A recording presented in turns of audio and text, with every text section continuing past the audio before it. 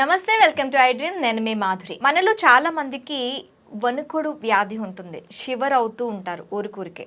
అయితే చాలా దగ్గరలకు వెళ్ళినప్పటికి కూడాను చాలా మంది డాక్టర్స్ చూసేసరికి కూడాను వాళ్ళకి సరైన ట్రీట్మెంట్ అనేది జరగదు. అయితే మన ఇంటిలోనే వంటింటిలో ఉండే చిన్న చిన్న వస్తువులతోనే మనకి చక్కగా ఆ వ్యాధిని నివారించుకోవచ్చు అంటున్నారు చిట్టిబొట్ల మధుసూదన్ శర్మ గారు. ఈయన గురించి మనం ప్రత్యేకంగా చెప్పాల్సిన అవసరం లేదు. వంటింటి చిట్కాలు అని మనకి ఎక్కడ సర్చ్ చేసినా సార్ వీడియోస్ అనేవి మనకి తెలుస్తూ ఉంటాయి.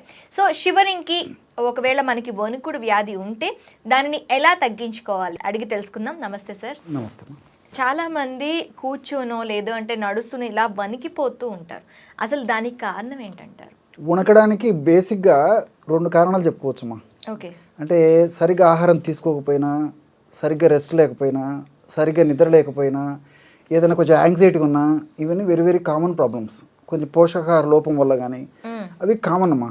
అవి ఏదో కొద్దిగా ఉంటాయి, దానివల్ల మేజర్ ప్రాబ్లం అయితే ఉండదు. కానీ ఈ వణుకుడు రోగం అనేసరికి పార్కిన్సన్స్ వ్యాధి అని చెప్పేసి ఒక జబ్బు ఉందమ్మా. ఓకే. అంటే పార్కిన్సన్ అనేటువంటి ఒక ప్రఖ్యాత వైద్యుడు ఈ యొక్క వ్యాధిని ఫస్ట్ గుర్తించడం చేత ఆయన పేరు మీదనే ఈ యొక్క వ్యాధి స్థిరపడిపోయిందమ్మా.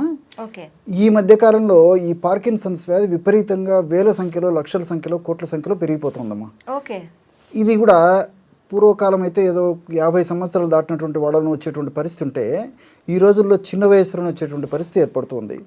దీనికి సంబంధించి ఆయుర్వేద వైద్య విధానంలో వేలాది సంవత్సరాల క్రితమే మన మహర్షులు కంపవాతం అనేటువంటి పేరుతో ఆ యొక్క వ్యాధిని గురించి ప్రస్తావించి చక్కటి రెమెడీస్ కూడా తెలియజేయడం జరిగిందమ్మా. సంస్కృతంలో కంపం అంటే వణకడం, నథింగ్ బట్ షివరింగ్.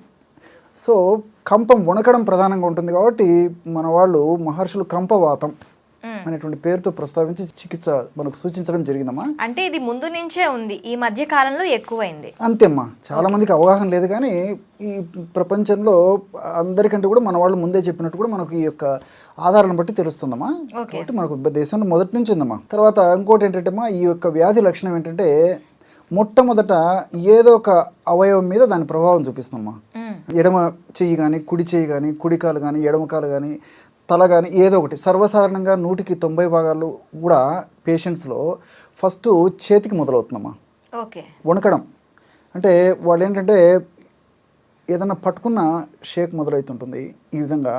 రెండోది ఏంటంటే ఈ పిల్ రోల్ టైప్, అంటే మాత్రలు చుట్టినప్పుడు ఎలా ఉంటుందో ఇలా వాళ్ళకు తెలియకుండా ఇన్వాలంటరీగా జరిగిపోతుంటుందమ్మా ఇలా. ఇది క్రమక్రమంగా ఏమవుతుంటే రెండో వైపు వ్యాపించడము, తర్వాత ఈ కాళ్ళకు స్ప్రెడ్ కావడము, తర్వాత బాడీ అంతా స్ప్రెడ్ కావడము. సో ప్రోగ్రెసింగ్ డిసీజ్ అంటారు అన్నమాట ఇది. సో క్రమక్రమంగా వయస్సు పెరిగే కొద్దీ, నెలలు గడిచే కొద్దీ, సంవత్సరాలు గడిచే కొద్దీ ప్రోగ్రెస్ అయిపోయి ఒక స్థాయిలోకి వెళ్ళిన తర్వాత కనీసము నడవడం కష్టంగా ఉంటుంది, మాట్లాడడం కష్టంగా ఉంటుంది, బెడ్ రిడన్ అయిపోయేటువంటి పరిస్థితి కూడా ఏర్పడుతుంటుంది ఈ యొక్క వ్యాధిలో. ఇంకోటి ఏంటంటే అసలు ఈ వ్యాధి ఎందుకు వస్తుందని చెప్పేసి మనం ఆలోచించినట్లయితేమా, ఈ మెదడులో డోపమిన్ అనేటువంటి ఒక రసాయన పదార్థం ఉత్పత్తి అవుతూ ఉంటుందమ్మా. ఈ డోపమిన్ అనేటువంటి రసాయన పదార్థము ఉత్పత్తి తగ్గిపోయినా, ఉన్నటువంటి ఆ పదార్థం సరిగ్గా పనిచేయకపోయినా వణకడం ఈ యొక్క సమస్య వస్తుంది. పార్కిన్సన్స్ అనేటువంటి సమస్య వస్తూ ఉంటుందమ్మా ఆ డోపమిన్. సో ఈ డోపమిన్ కరెక్ట్గా ప్రొడ్యూస్ అయ్యి కరెక్ట్గా అది పనితీరం కరెక్ట్గా ఉంటే ఈ యొక్క సమస్య గురించి ఇంకా ఆలోచించాల్సిన అక్కర్లేదమ్మా. సో ఈ యొక్క డోపమిన్ సరిగ్గా పనిచేయకపోవడం వల్ల ఉన్నది కూడా ప్రొడ్యూస్ కాకపోవడం ఒకటి, సరిగ్గా పనిచేయకపోవడం ఒకటి, ఈ రెండింటి వల్ల జనరల్ ఈ వణకడం అనేది వస్తూ ఉంటుందమ్మా. సో దీనివల్ల ఏం జరుగుతుందమ్మా, ఈ మజిల్, బాడీ లేదా నర్వ్స్ కోఆర్డినేషన్ దెబ్బతింటుందమ్మా. అంటే కండరాలకి, బాడీకి, నర్వస్కి కోఆర్డినేషన్, సమన్వయం లేకపోవడం చేత లక్షణాలు ఇవన్నీ వస్తుంటాయి అనమాట. అంటే అన్కంట్రోలబుల్, ఇన్వాలంటరీ, వాళ్ళకి తెలియకుండానే లక్షణాలు వస్తుంటాయి, వణకడం అనేది వస్తూ ఉంటుంది. దీనివల్ల ఏమవుతుందంటమ్మా, వ్యాధి ప్రారంభంలో కొన్ని లక్షణాల నుండి క్రమంగా లక్షణాలు కూడా పెరిగిపోతుంటాయమ్మా.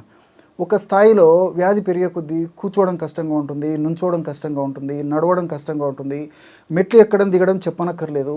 తర్వాత రెండోది అంటే కూర్చున్న వాళ్ళు లేవాలంటే ఇబ్బంది పడుతుంటారు, లేచినటువంటి వాళ్ళు వెంటనే నడవాలంటే ఇబ్బంది పడుతుంటారు, స్టెప్స్ వేయాలంటే ఇబ్బంది పడుతుంటారు.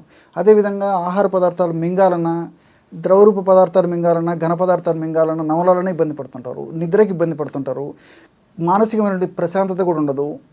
ఇట్లా కొంతమందికి మోషన్ ప్రాబ్లం ఇదైపోతుంటుంది, మనస్సు కూడా కకావికలం అయిపోతుంటుందమ్మా ఇలాంటి వాళ్ళల్లో.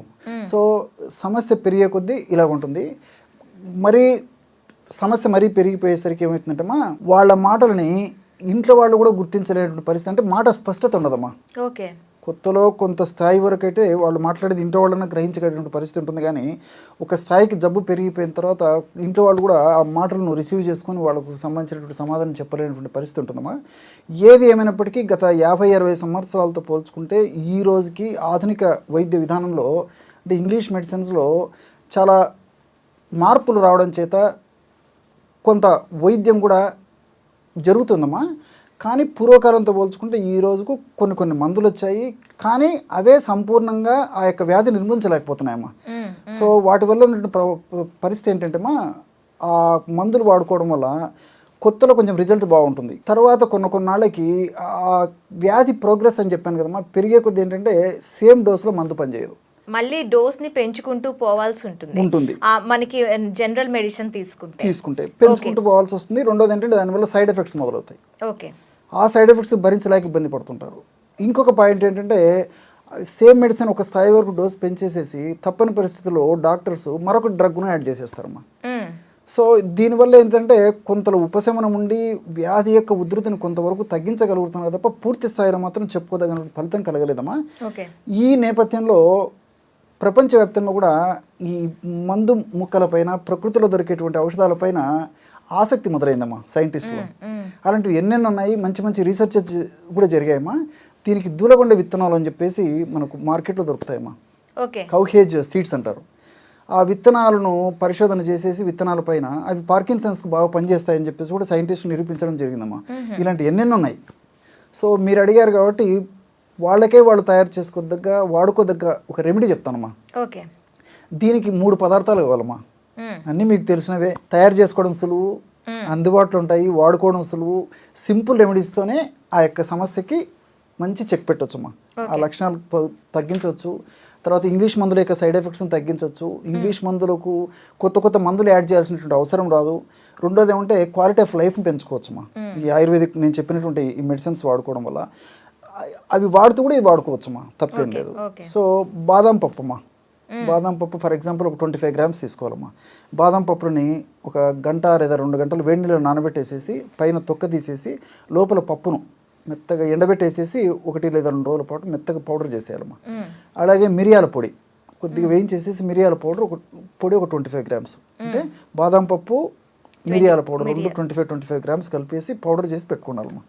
అది ఒక సైడ్ పెట్టుకోవాలి. రెండవది మనకి మార్కెట్లో సరస్వతి ఆకు చూర్ణం అని చెప్పేసి దొరుకుతుందమ్మా. మీరు వినే ఉంటారు అది. సో సరస్వతి ఆకు చూర్ణం మంచిది తెచ్చుకొని స్టాండర్డ్ కంపెనీ వాళ్ళది. ఆ సరస్వతి ఆకు చూర్ణము మార్నింగ్ 2.5 గ్రామ్స్, నైట్ 2.5 గ్రామ్స్, ఆహారానికి ఒక అరగంట ముందు. సో షుగర్ ఇలాంటివి లేకపోతే ఈ సరస్వతి చూర్ణంలో తేనె వేసుకోవచ్చమ్మా. షుగర్ ఉంటే మిల్క్ జస్ట్ అందులో పంచదార ఇలాంటివి కాకుండా బెల్లం ఇలాంటివి కాకుండా జస్ట్ మిల్క్లో కలుపుకొని తీసుకోవచ్చు, లేదా వాటర్లో కలుపుకొని తీసుకోవచ్చు. ఈ 2.5 గ్రామ్స్ అంటే 1/2 టీ స్పూన్ పౌడర్ అమ్మా. ఇందులో నేను చెప్పాను కదమ్మా, ఈ బాదం పప్పు పొడి తర్వాత ఈ మిరియాల పొడి, అది జస్ట్ ఒక 1 గ్రామ్ వరకు కలిపేసేయాలమ్మా. 1 గ్రామ్ కంటే తక్కువైనా పర్లేదు. 500 మిల్లీగ్రామ్స్ నుంచి 1 గ్రామ్ అంటే ఆల్మోస్ట్ 3-4 పించేస్తామా. కలిపేసి తేనె తీసుకోవాలమ్మా. ఈ విధంగా తీసుకోవడం వల్ల బ్రహ్మాండమైన రిజల్ట్స్ వస్తుందమ్మా. దానివల్ల క్వాలిటీ ఆఫ్ లైఫ్ పెరుగుతుంది. నేను ఇంతకుముందు చెప్పినట్లు అన్ని మల్టిపుల్ దీనివల్ల బెనిఫిట్స్ ఉంటాయి, కానీ ఎలాంటి సైడ్ ఎఫెక్ట్స్ ఉండవమ్మా. సో కామన్ ప్రాబ్లం కాబట్టి అందరికి దొరికేటువంటి ఇలాంటి ఔషధాలు వాడుకోవడం వల్ల అద్భుతమైన రిజల్ట్స్ వస్తాయమ్మా. Okay, thank you sir, thank you very much.